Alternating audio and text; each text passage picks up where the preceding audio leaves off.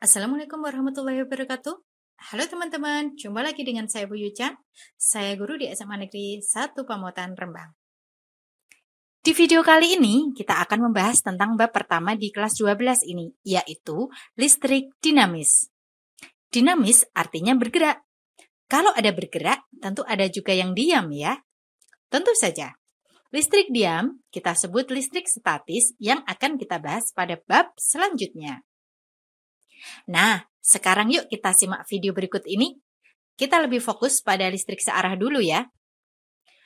Bayangkan, kamu sedang naik perahu di sebuah sungai. Selama perjalanan, ada masanya kamu mendapati aliran air yang tenang, lembut, dan kamu berlayar tanpa hambatan berarti. Tetapi, ada juga masanya kamu akan menemukan bebatuan serta ranting pohon yang menahan aliran air, sehingga membuat perahumu berjalan lebih pelan. Nah, hal ini sebenarnya berkaitan dengan hambatan listrik dan arus listrik. Oke. Sebelum sampai di sana, kita bahas sedikit tentang arus listrik ini. Pada dasarnya, pada sungai yang mengalir adalah airnya. Sama halnya pada kawat yang mengalir adalah elektronnya. Sedangkan arus listrik adalah arus elektron yang diarahkan berlawanan. Jadi, arus listrik mengalir berlawanan arah dengan aliran elektronnya.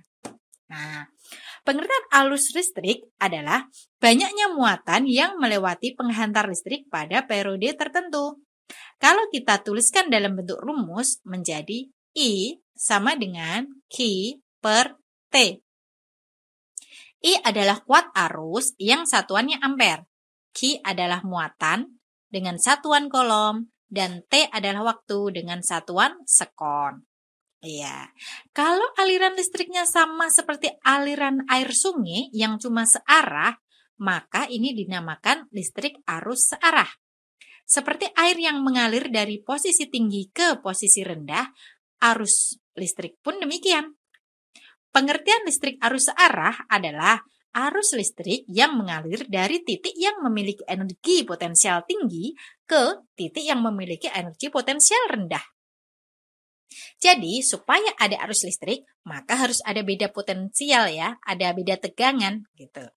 Terus, kalau tegangan sudah berbeda, apa hubungannya tegangan dengan kuat arus listrik ya? Misalkan saja seperti ini. Kalian melihat bendungan.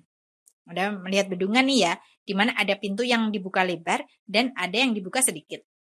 Nah, bendungan yang dibuka lebar atau sumbernya besar pasti akan mengeluarkan banyak air, bukan? Di sisi lain, bendungan yang pintunya dibuka sedikit juga akan mengeluarkan air yang sedikit. Inilah kaitan antara beda potensial atau tegangan listrik dengan arus listriknya. Semakin besar sumber tegangannya, semakin besar kuat arus listriknya. Atau semakin kecil sumber tegangannya, semakin kecil juga kuat arus listriknya.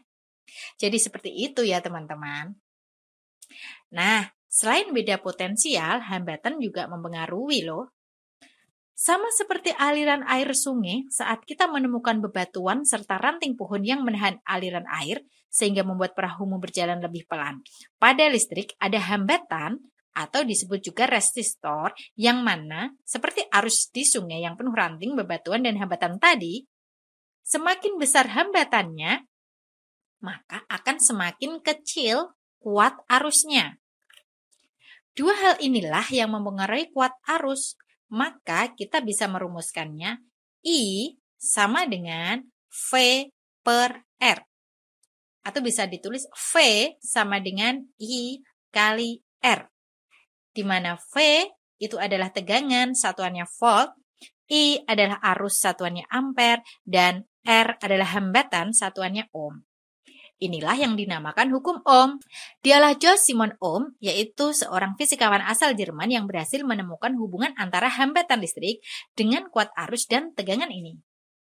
Hambatan pada listrik bisa berupa resistor, atau bisa dalam bentuk komponen listrik seperti lampu, kipas, dan peralatan listrik lainnya yang bisa menjadi panas atau bisa bergerak saat dialiri arus listrik, maka bisa dipastikan komponen tersebut ada hambatannya. Sekarang lanjutkan perjalanan perahumu. Berbicara mengenai arus listrik, pasti berhubungan dengan media pembawanya dong. Contohnya, kabel yang terbuat dari tembaga dan kabel yang terbuat dari besi. Kedua benda ini pasti mempunyai hambat jenis yang berbeda. Jika kembali pada konsep perahu di sungai yang penuh dengan batu, tentu perahu kita akan lebih sulit berlayar daripada perahu di sungai yang hanya penuh dengan dedaunan kering dan ranting kecil. Artinya, dengan sedikitnya hambat jenis, sungai mulus, aliran air lancar, akan mengurangi nilai hambatan listriknya. Dari situ, kita bisa tahu bahwa semakin besar hambat jenisnya, semakin besar juga hambatannya. Sekarang lanjut ke panjang penampang ya. Bayangkan, perahu kamu sempat melewati dua jenis sungai. Sungai yang panjang dan pendek. Keduanya sama-sama tidak ada hambatan, hanya aliran air tenang dan kosong. Pasti dong, semakin panjang sungainya, lama-lama kita akan bete, bosen. Merasa terhambat karena kok kayaknya nggak sampai-sampai ya. Bandingkan dengan sungai yang pendek. Baru sebentar, udah sampai tujuan. Nah, oleh karena itu, semakin panjang suatu kawat, hambatan listriknya pun akan semakin besar juga. Yuk, lanjutkan lagi perjalananmu.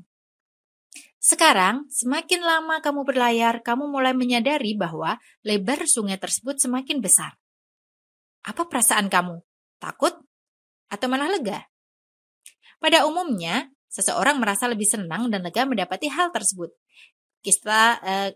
Kita justru akan merasa lebih terhambat dengan kondisi sungai yang sempit. Apalagi kalau di sungai tersebut banyak perahu lain yang ikut berlayar. Kamu akan jadi lebih susah bergerak dan lama sampai ke tujuan. Itu artinya semakin besar luas penampangnya, maka hambatannya akan semakin kecil. Dari analogi itu, kita bisa dapatkan rumus lagi nih, bahwa R sama dengan Rho L per A. R adalah hambatan, satuannya ohm. Rho adalah hambat jenis, satuannya ohm meter. A adalah luas penampang, satuannya meter persegi. Gimana? Akhirnya selesai juga perjalananmu. Ternyata mudah juga ya mempelajari hambatan listrik dan hukum ohm lewat analogi perahu ini. Masalahnya, si ohm itu hanya mengungkapkan hambatan yang bersifat konstan. Lalu, bagaimana untuk hambatan yang sifatnya tidak konstan? Coba kamu ingat-ingat pengalaman pahit kamu dengan HP yang kamu gunakan. Mungkin banyak di antara kita yang terlalu lama menggunakan HP, lalu tiba-tiba HP-nya ngeheng karena panas. Nah, hambatan tidak konstan kurang lebih seperti itu. Rumusnya kayak gini. Delta R sama dengan alfa kali R0 kali delta T.